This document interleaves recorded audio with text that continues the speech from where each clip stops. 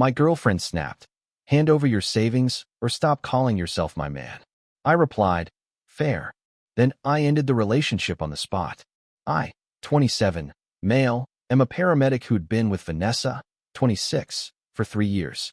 3 years of shared rent, shared groceries, shared plans.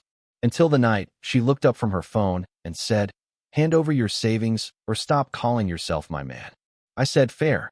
Then I ended the relationship on the spot. She laughed, thinking I was joking. But by morning, her keys didn't work, and by the weekend, her name was off every account we'd ever shared. 2 weeks ago, Vanessa sat on our couch scrolling through her phone. She barely looked up when she said, Chloe's opening a boutique. She needs investors. I told her you'd help. I was pulling a double shift the next morning. I glanced over. How much? 15,000. I stopped folding my jacket.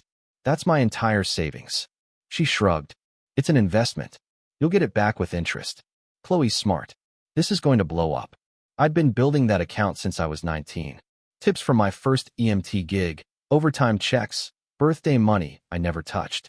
It was security, the buffer between stability and disaster. I need to think about it, I said. Her expression shifted. Think about it. Alex, this is my friend. She's counting on me. And I'm counting on you. Vanessa, it's $15,000. And you're my boyfriend. You're supposed to support me. Something sharp entered her tone. Like I'd already failed a test I didn't know I was taking. I support you, I said carefully. I pay rent. I cover groceries. I've been covering utilities since you quit your job. I didn't quit. I'm finding myself. There's a difference. She'd quit her marketing coordinator job 6 months earlier. No notice, no backup plan. Just a sudden announcement that she needed space to figure out what she wanted. I'd supported it. Picked up every expense without complaint. But 6 months later, finding herself looked like sleeping until noon in coffee shops with friends who also didn't work. I'm not saying no, I said. I'm saying let me see the business plan. Some numbers. Numbers. She laughed. It wasn't kind. You don't trust me? I trust you. I don't know Chloe's boutique. Vanessa stood and walked to the window, arms crossed. When she turned back, her voice was cold. If you can't do this for me, then maybe you need to stop calling yourself my man. The room went quiet. Outside, I could hear a siren in the distance. Someone else's emergency. I looked at her, really looked, and I saw it clearly. This wasn't about a boutique. This was about control. About whether I'd fold when pushed. Whether I'd hand over everything I'd worked for because she framed it as love. Fair, I said. She blinked. What? You're right. I should stop calling myself your man. Her face shifted. Confusion, then irritation, then panic. Alex, don't be dramatic. I'm not. You just gave me an ultimatum. I'm choosing the option where I keep my savings and my self-respect. You're seriously breaking up with me over this? No.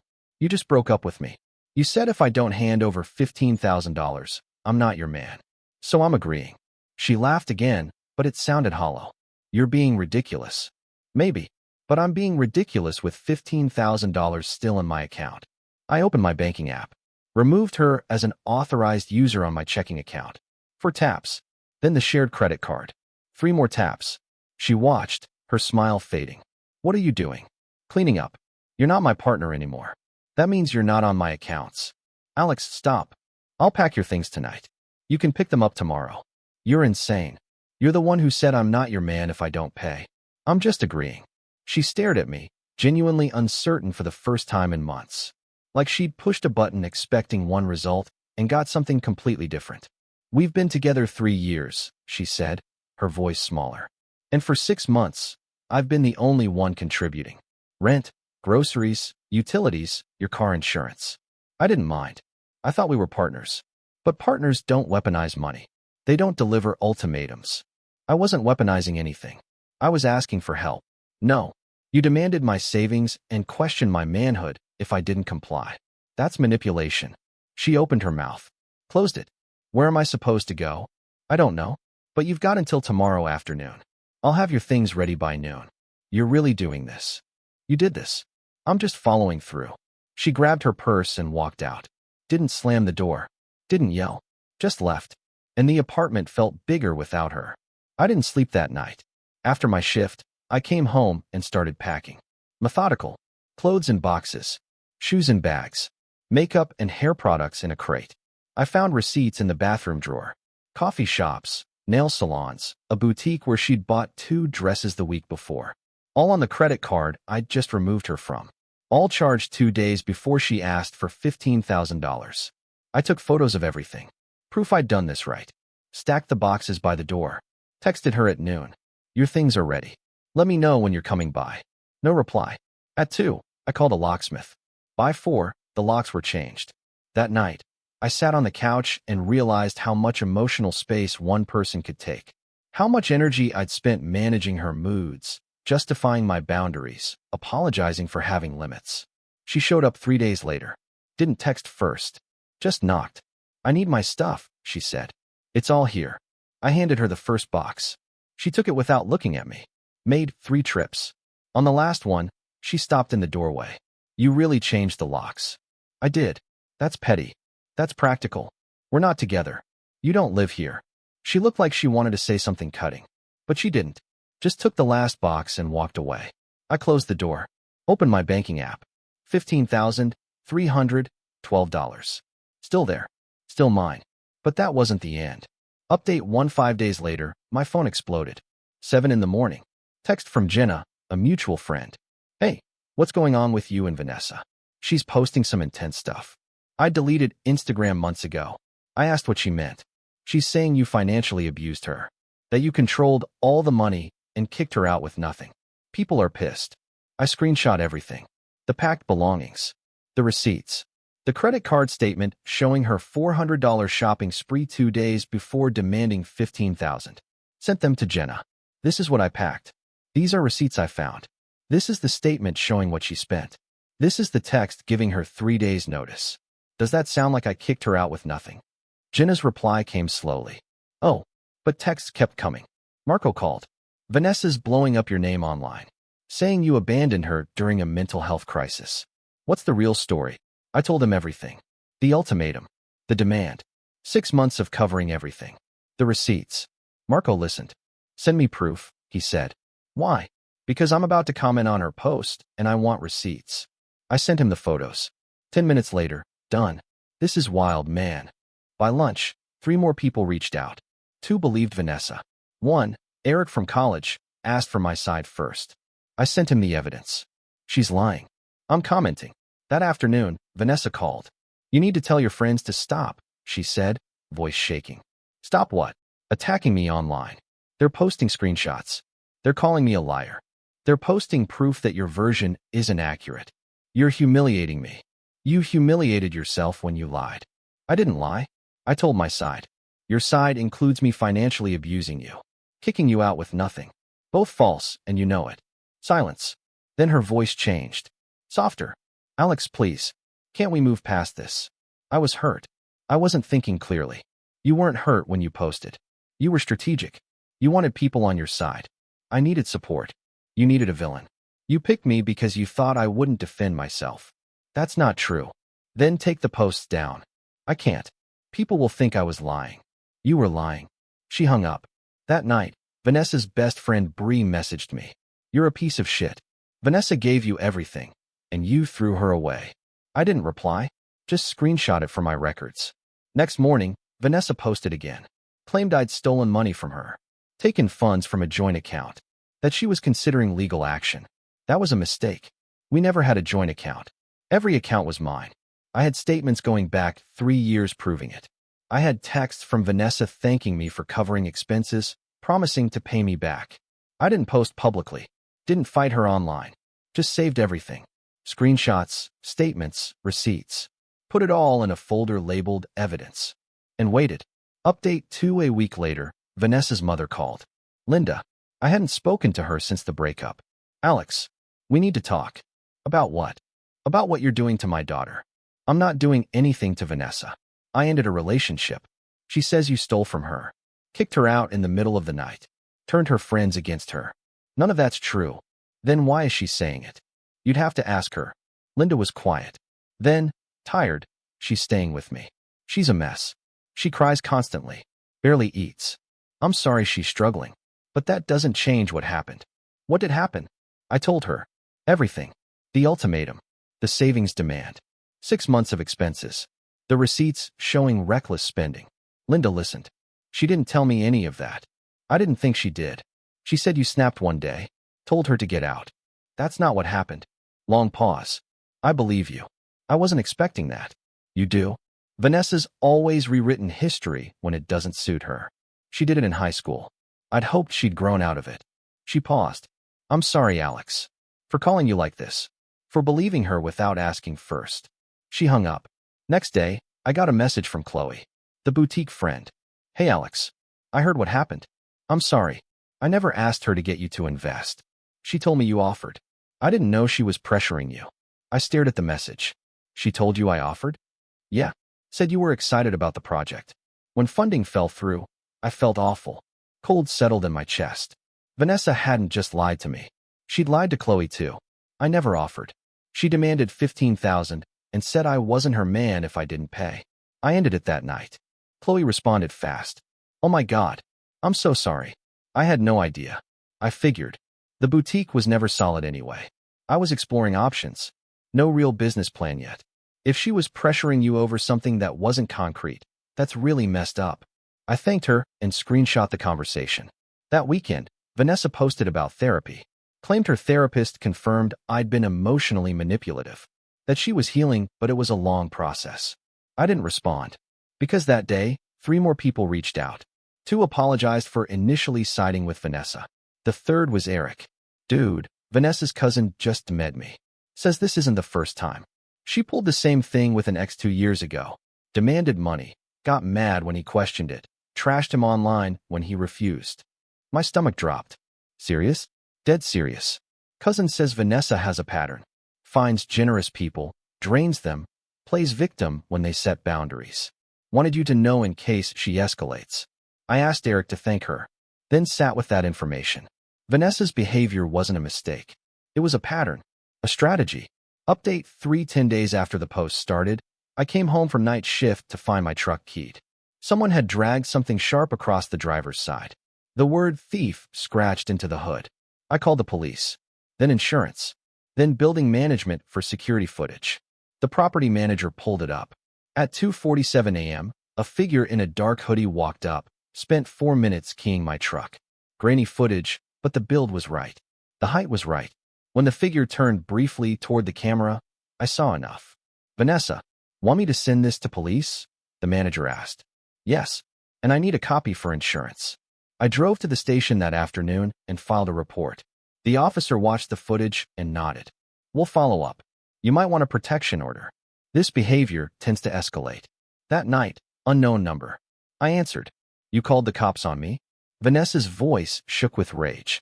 You keyed my truck. You ruined my life. I ended a relationship. You vandalized my property. You turned everyone against me. My own mother doesn't believe me. I've got nothing left. That's not my fault. Yes, it is. You could have just given me the money. But you were selfish. I was protecting myself. From what? From you. Silence. Then colder. You're going to regret this. Is that a threat? It's a promise. She hung up. Next morning, email from hospital HR. Subject, formal complaint investigation. My stomach dropped. The email asked me to schedule an interview regarding allegations of workplace harassment and unprofessional conduct. I called immediately. The rep, Kevin, was professional but detached. Can you tell me what the complaint's about? Not until the interview. But it was filed by someone claiming personal knowledge of your conduct. Was it Vanessa Carter? Hesitation. I can't confirm the complainant. It was her. She's my ex. We broke up 2 weeks ago. She's been posting lies, vandalizing my property. Now she's trying to get me fired. You'll have opportunity to present your side. Bring any relevant documentation.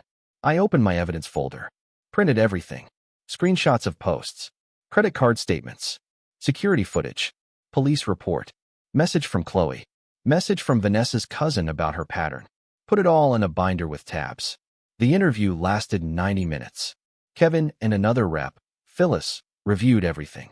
Asked questions. Took notes. When we finished, Kevin leaned back. This is clearly retaliatory. We'll close the investigation.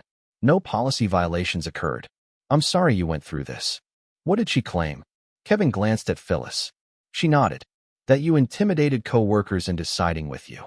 created hostile work environment discussing private matters, made threatening statements about her.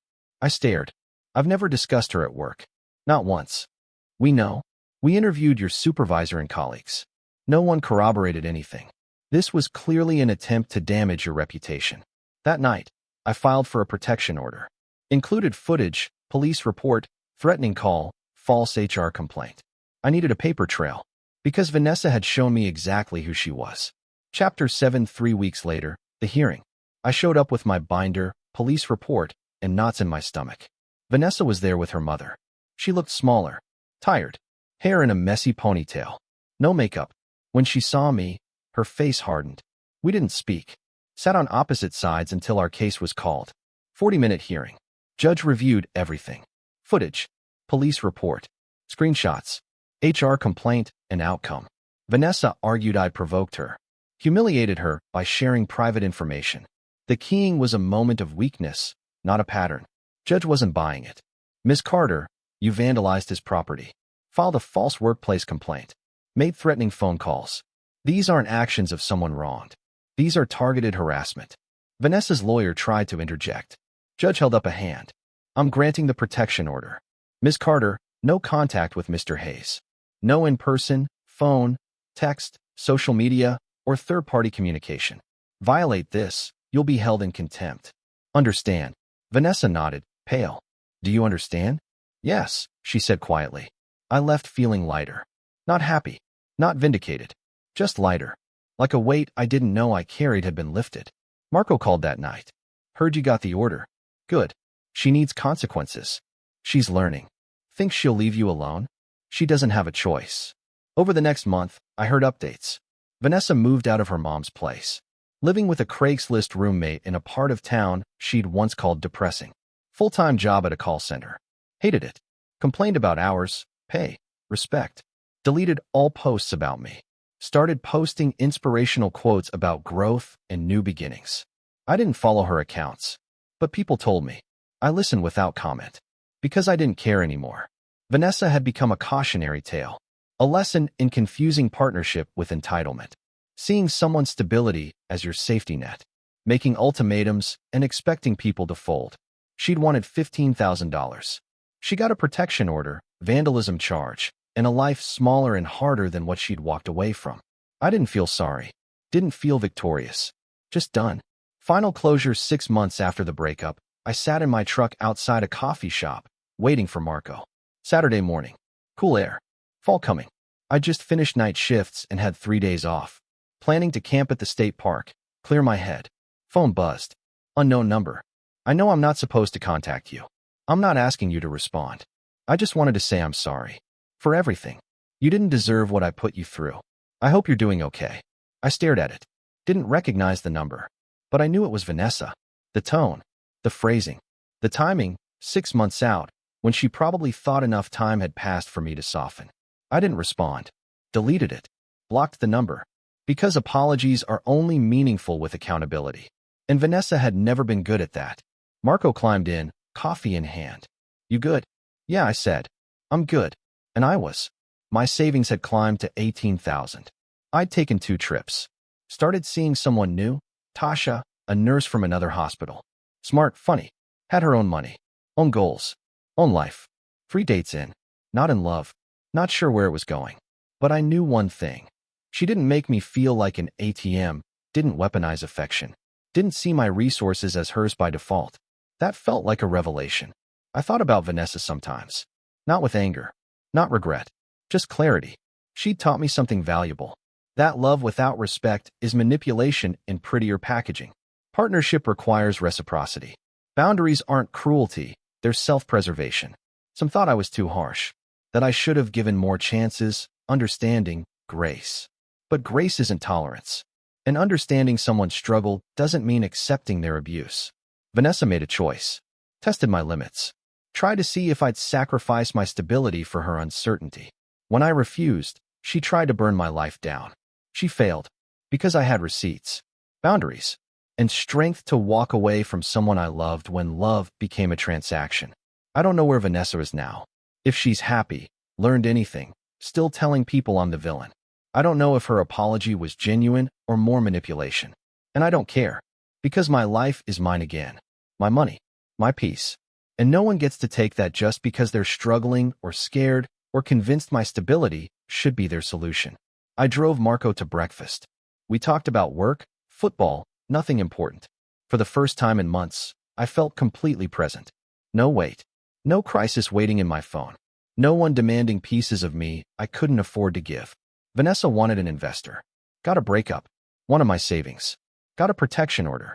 Wanted me to prove love by emptying my account. I proved my worth by walking away. Some call that cold. I call it survival. Because at the end of the day, the person you need to protect most is yourself. Sometimes protection looks like saying no. Sometimes like changing locks. Sometimes like sitting in a courtroom with a binder of evidence, proving you're not the villain someone painted. I said fair, and meant it, and built a life on the other side of that word that's better, quieter, entirely my own. That $15,000 is still in my account. Not just money anymore. Proof I chose myself. That I knew my value.